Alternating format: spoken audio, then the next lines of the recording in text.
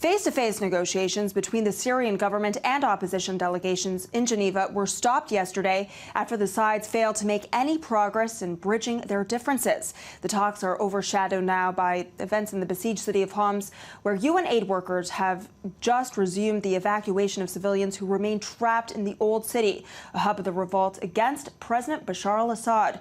i24News reporter Danny Swibel with the latest.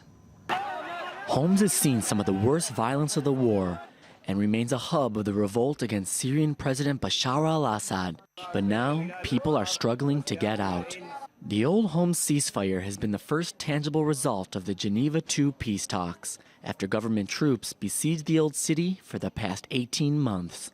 Evacuations over the weekend were facilitated by a 3-day truce, which was extended until Wednesday. But hundreds of civilians remain trapped there, with aid agencies hoping to resume the evacuation a day after the operation was suspended. The unverified footage purports to show the residents being gathered together between two lines of UN vehicles in order to provide protection from possible sniper fire as they are evacuated. What do you think? And why are you leaving? Alhamdulillah. God knows. Really, it is hunger. On Tuesday, Syrian authorities began questioning over 300 men who were trying to leave Homs in order to weed out terrorists, as the UN High Commissioner for Refugees is still making its best to help civilians out of the besieged city. And they are being questioned by authorities in the presence of UNHCR and UNICEF in a school on the outskirts of Homs.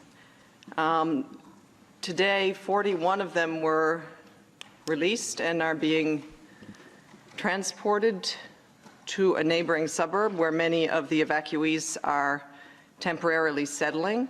More than 1,000 people have left Homs since the truce began on Friday, and adds to the estimated 9.5 million that have been forced to evacuate throughout the country since the Syrian conflict started over 3 years ago. That is believed to have killed over 130,000 people.